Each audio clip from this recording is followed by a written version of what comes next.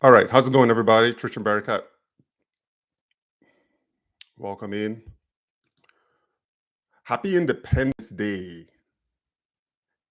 Nigeria is 65 years old today, October 1st. Nigeria gained independence in 1960, for those who are not aware of that.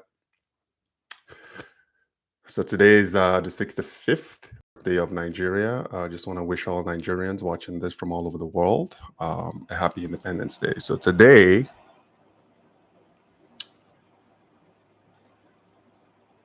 I am going to talk about the top 5 reasons that Nigerian exports get stopped at US ports. So these 5 reasons that I'm going to cover are the biggest compliance issues and the biggest legal barriers when it comes to exporting Nigerian goods into the United States. This applies to those in the US and Nigeria. So that's the 2 corridors that I focus on, is the US-Nigeria markets. I can't really speak on other markets. For instance, the European markets. Every country, every port has their own rules, regulations, and compliance that has to be adhered to in order for goods to gain entry once they enter that particular country's territory. So in this case, we're talking specifically about the United States territory. Exporting Nigerian goods into the United States. Now, this session, if you're wondering who this session is for, is designed for Nigerian exporters, entrepreneurs, and investors who want to succeed in the US-Nigeria market. So at the end of this video, I hope you would have learned something, a thing or two, that will help you avoid costly mistakes. Because every time that your products are stopped and rejected or denied, there are 2 options that you have. You are going to have to, this is the United States Customs. They're going to give you 2 options. The first option is this: you have to pay to have the goods returned to the country of origin. So if you're exporting, this is for you, if you don't want to lose the goods altogether, you're going to have to incur that cost to send your goods, because the United States is not going to hold your goods for you. They're going to give you, I think it's about a 30-day window. And also keep in mind that once the goods are held, starting from day one, you're going to start incurring storage and detainment fee. So keep that in mind. So they're going to give you 30 days to figure out a way to get the goods sent back to Nigeria. Or what you can do, this is the second option now, is you could forfeit the goods altogether. And forfeiture, what that means is you are now telling the United States government you are no longer interested in the goods. And what they're going to do is they're going to schedule the goods for destruction. And that's usually through incineration. They're going to burn it and totally destroy it to keep the goods from entering the United States market. Now, so this is very important, and I'm going to go over the top 5, and this is just based on my own experience. And I hope at the end of it, you will learn to avoid the mistakes that I have made over the past 22, 23 years that I've been doing this. So this is the number 1 reason why, and this is like the holy grail, the buck stops here. The first one is trademark infringement, trademark and intellectual property infringement. That is the number 1 reason. You can't debate it. You cannot argue about it. There is just no way possible for you to beat this. So trademark infringement is when you are exporting branded goods that do not belong to you. That is trademark infringement. And I know a lot of, when you look at a lot of the Nigerian stores in the United States, they are selling things like familiar products that we all grew up on, like Milo and Maggi. Just if you think of those name brand food products, these goods are, unless you are an authorized exporter or importer of that particular product, it is considered counterfeit. So now, if you are bringing them in, let's say for personal consumption, and that isn't really technically exports, it's you're just going out into the market and you're buying something. Let's say you send someone to buy you a pack of Maggi or a couple of cans of Milo, or just some of the favorite products that you and I grew up on in Nigeria. That is okay because that is technically personal consumption. You can do that. But when you're bringing them in, importing, if you're in the United States, or you're exporting out of Nigeria on what I consider a commercial, let's say commercial scale or commercial volume, you're doing a pallet, you're doing maybe a case or two. Now you are moving away from the personal private consumption to something that's deemed for resale in the e-commerce space, or maybe you even want to sell to like Nigerian stores. Unless, and I repeat this, guys, unless you are an authorized reseller of that product, it is technically a counterfeit goods. When you're selling unlicensed branded products, there's just no, because all the brand owner has to do is complain. So you look at the way that it works is this: with the CBP, the Customs Border Patrol, in the United States. So what happens is the name brands, what they do is they'll file a report with the Customs and Border Patrol saying, this is our intellectual property. Let me just give you, for instance, Maggi, for instance. They'll submit a form to the US Customs saying, this is our intellectual property. We do not permit the importation of this product into the United States. They can do that unless it's through an authorized reseller. Now, how do you become, and this is if you're adamant that you absolutely have to export or import branded products for resale online or for distribution in physical retail stores in the United States. The best way to go about this is to reach out to the brand directly. Submit a proposal. I know Costco does this. You see a lot of like the Kirkland products. Like for instance, if I want to export Kirkland products from the United States into Nigeria, right? I would have to apply for distribution with, and I'm just using Costco Kirkland as an example. I would have to apply for distribution. So what they're going to do is you submit your application, they vet you.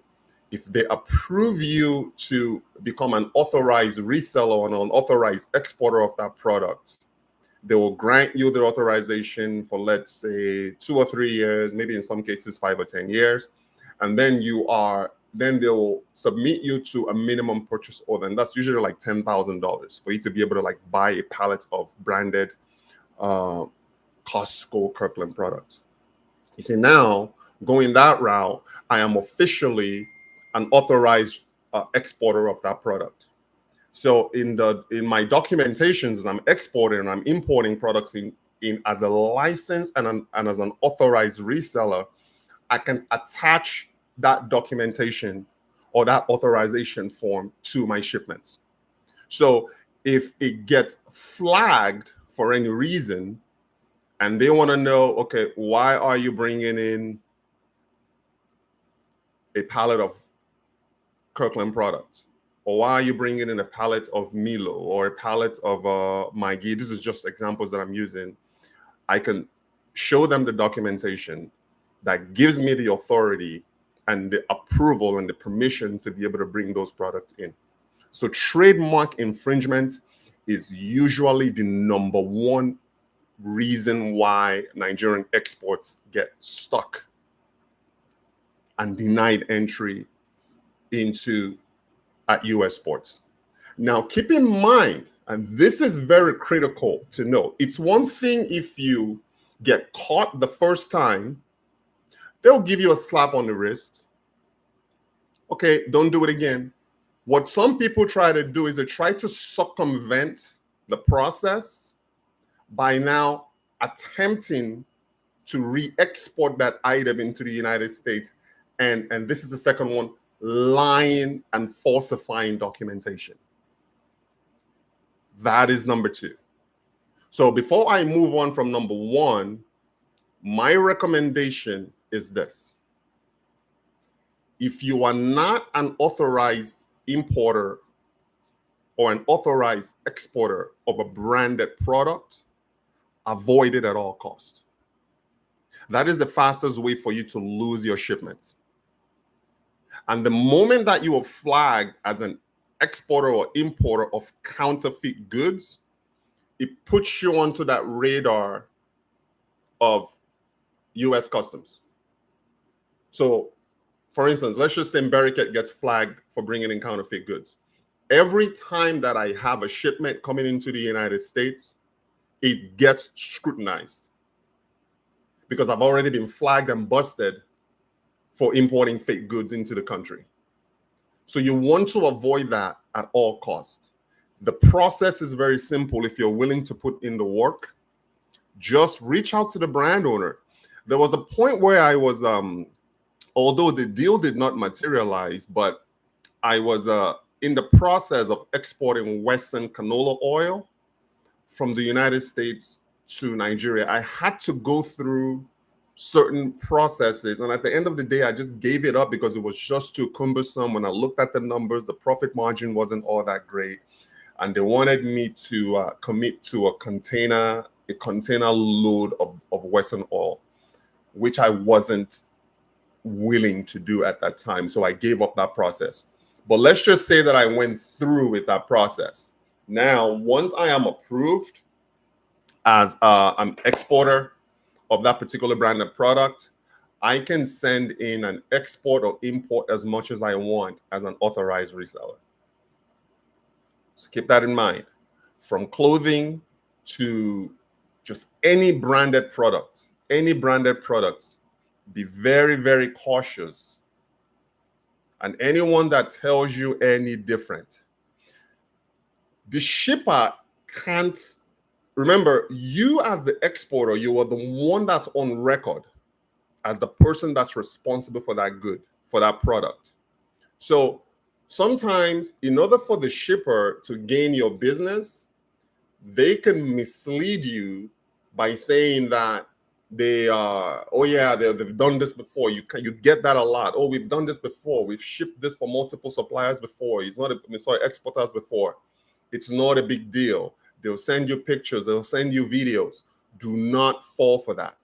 Because at the end of the day, their job is to get your business, and their job is to transport your product from Lagos to the United States. They generally are not responsible for the product itself. They've done their job. Once that product leaves Nigeria bound for the United States, that freight forwarder has done their job. As a logistics provider, they've done their job. The moment that that product gets stopped at the point of entry into the United States, that responsibility, whether it's admitted or rejected, falls on you, the exporter. Okay. So no trademark infringement, no exporting of counterfeit or unlicensed products. That is number one, the surefire way of getting your products stopped, rejected at US ports. So let's go into number two. And I touched about this a little bit. It's just a lack of proper documentation. Now, if you're missing like some export permits, there's certain things that you can. You see, there's this misconception that in the United States, you need to have an export license or an import license. There is no such thing. It doesn't exist. I can tell you that 90% of all importers into the US-based importers, they don't have any license. I don't have a license. All you need is a business certificate. You see, the United States makes it easy for people to import and export into the country. Now, when it comes to specific items, there are some items that are a little bit more strict. Let's say, for instance, I want to bring in seeds, something that I can cultivate on US soil. I am going to need a special license or special permit for that particular product or that particular plant. So usually where licenses are needed are in live agricultural products like agricultural plants, or you want to bring in like livestock, live animals. You want to, import and export, let's say horses and cattle, or you are a dog breeder and you are importing and exporting certain types of dog breeds. You are going to need to obtain a special permit to do that. But as far as like general commodities, crayfish, cocoa, you don't need a license for that. All you need is obviously your business certificate, and then you have to register your establishment with the FDA. If you are importing or exporting anything that you consume, that you ingest, let's say food, drinks, or you're bringing in, let's say, cosmetics, lotion, anything that you put on your body, you have to register your establishment with the FDA. And in order for you to register your establishment with the FDA, I'm talking about US-based companies now, you're going to need a Duns and Bradstreet number. That is also free. You can get that for free, registration with the FDA. And I know a lot of people are charging people, and then they're calling it FDA certificate. There's no such thing as an FDA certificate. They don't exist. All you have to do is just register your establishment. Like in Barricade Ventures, our establishment here is registered with the FDA. It's free if you are willing to do the work yourself, or you can hire somebody to help you register your business with the FDA. Now, you're going to have to pay them. You're going to have to pay them for their time because it's a service that they're providing you, right? But as far as them saying, okay, at the end, once we are done, they're going to issue you an FDA certificate, it just doesn't exist. What you get once your establishment has been registered is you're going to get an FDA registration number, and that is valid for 2 years. So every 2 years, like we just recently renewed ours December of last year. It's not due for renewal again until December of 2025, 2027. So lack of proper documentation is number 2. When you're missing your export-import permit, again, remember, those permits are for specialized products that I just mentioned. And it usually deals with anything that's live. If it breeds, if it's alive, if it grows, you are going to need an export or import permit for that. Your phytosanitary certificate. That is more on the Nigeria side. You are going to need that but if you don't have it, it's going to be extremely difficult. Now, as far as like art, when you look at like artwork, and this I know for sure, you can't export carved artwork from Nigeria without what is called a museum permit. You can't even get it out of Nigeria without a museum permit, much less clearing it. You see, a shipper can't touch any artwork, anything that is hand carved, that you are moving from Nigeria into the United States. You have to obtain a museum permit for that. A museum certificate is what they call it. Okay, so that is number 2, lack of proper documentation. The third one is the misclassification of HS codes. This is usually done by, let's say, inexperienced exporters and importers. And the reason why they are doing that is to circumvent like the tariff codes on certain items. They want to dodge duties. They want to go around the roundabout way by not. HS codes is very, very important. Every item that you bring in, that you're exporting out of Nigeria or importing from the United States from Nigeria, has an HS code. So you have to make sure that you know these HS codes. A great way to find out is just go on ChatGPT. Let's say you want to export palm oil, or you want to bring in palm oil from Nigeria. Just go on ChatGPT and just type in what is the HS code, the harmonized HS code for palm oil. It's going to spit out the numbers. It's like, I think it's like six to 8 digits. That is what you are going to use to be able to bring the items in, and you are going to give that to your freight forwarder. I mean, these guys, they know what they're doing. And that's another thing too about dealing with the freight forwarding company. Do your research and ensure that that freight forwarding company has experience, has export experience. When you go online and you are, not just that they have export experience, but ensure that they have export experience in the United States. Okay, because I don't know what HS code that, let's say, Canada uses, or the European market, or maybe even the South Asian markets uses. And again, this HS code may be a universal thing, but you want to make sure that every itemized product on your manifest has the proper HS code. And the rule of thumb is always this: just be honest. If you don't know what you're doing, ask questions. You want to get your ducks in a row.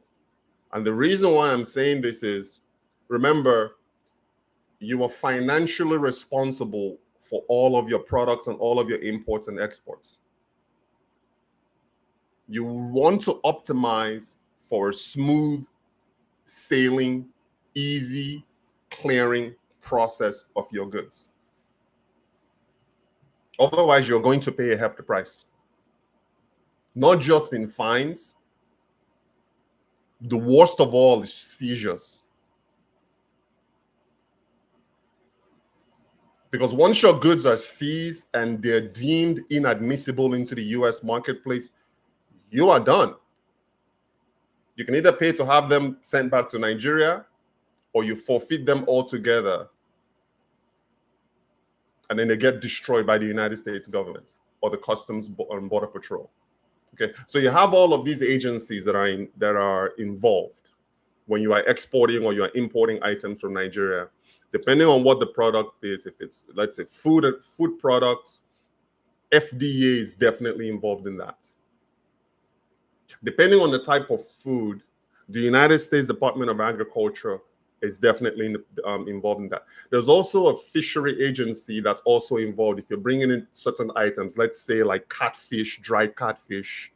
Actually, you can't even bring that in anyway. I suppose you can export dry catfish, but it's usually without the head. And without the head, isn't that like 50% of the fish itself? So these are certain things that you have to, don't fall for freight forwarders who will tell you, don't worry, just bring it in, we will ship it. Their job is just to transport.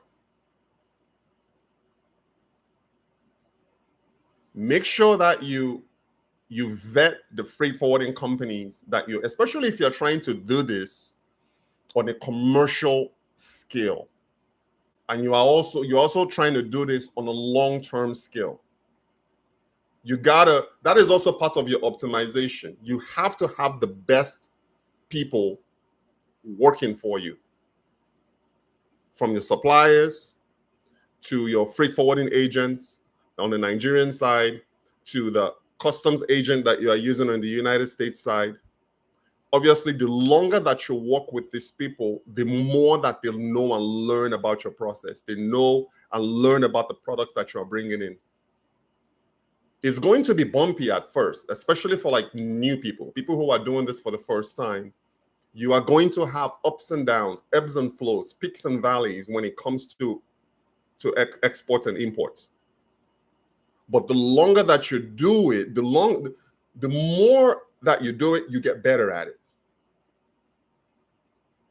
And after a while, you stabilize. You know what's admissible, you know what is not. You know what you can bring in, you know what you can avoid, what to avoid. Okay. Another thing before I move on to the fourth one, as far as like the documentation is concerned, for like solid minerals, if you're bringing in any like solid minerals, gold, urea, things like that, like natural resources, you have to have permits for those things.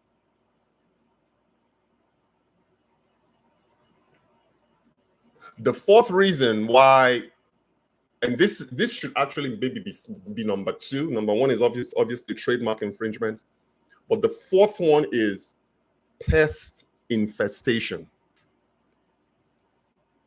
I've experienced this firsthand, attempting to bring in beans from Nigeria. There's this particular insect called the bean weevil that is very commonplace in Nigerian beans. I didn't even know that bean weevils actually fly until I received my product. They breed fast, they multiply fast.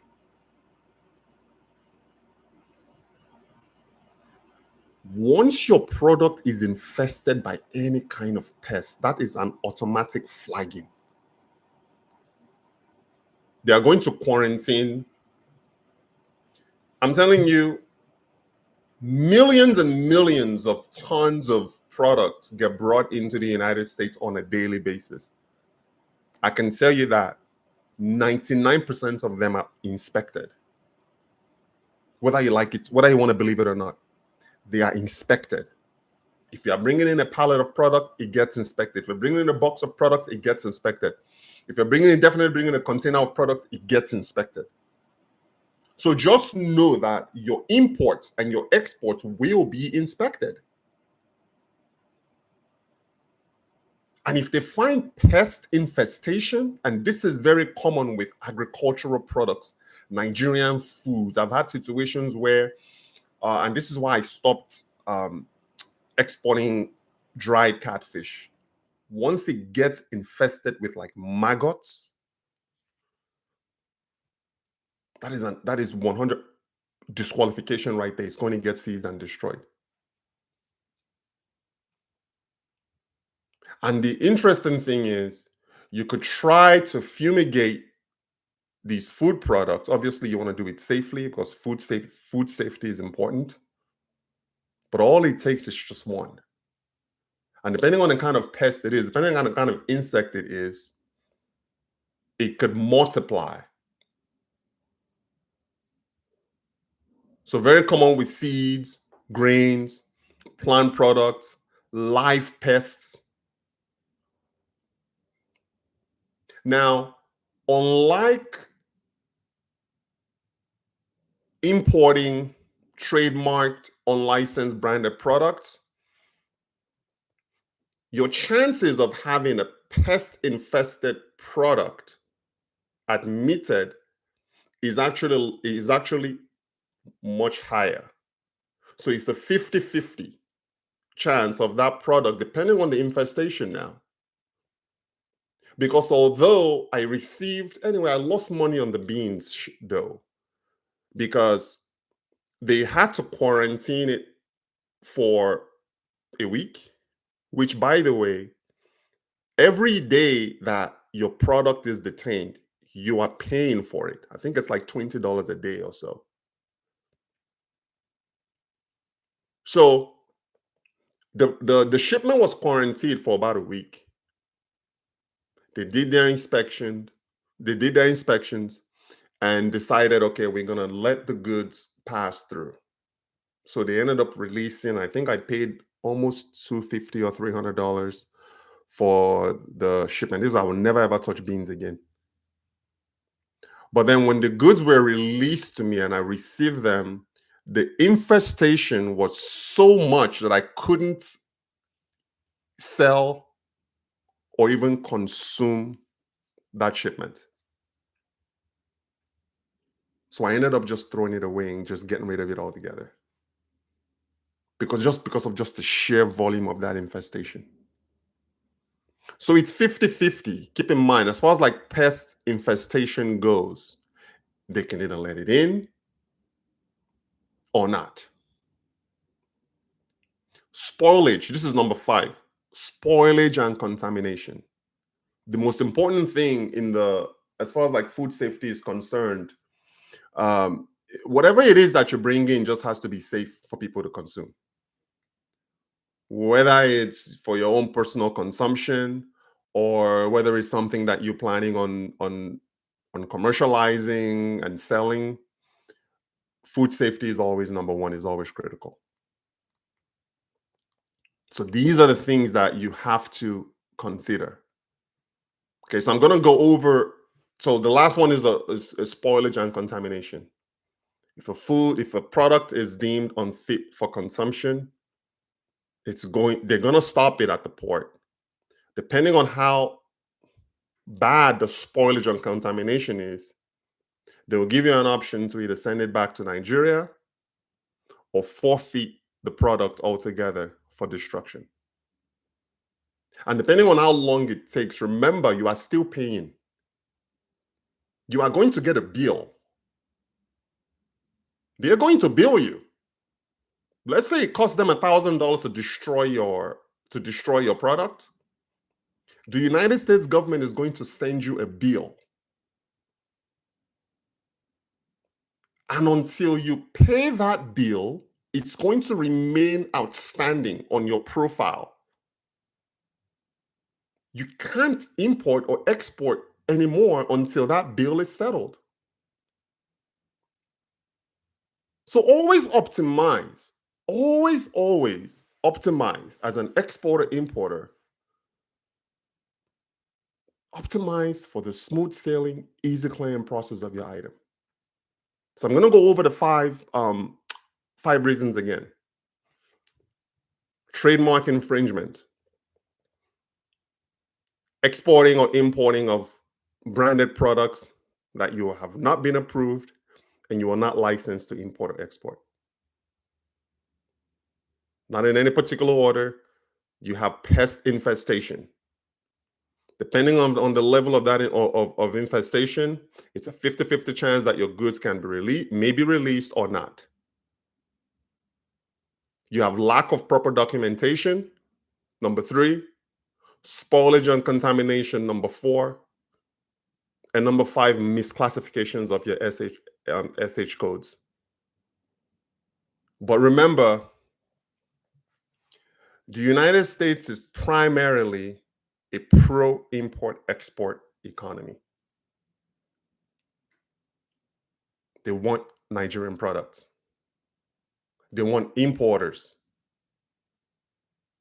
to comply for the long term. So the easier it is that you make it for yourself, the better it is for everybody. So keep these things in mind. Optimize for success. Optimize for an easy process.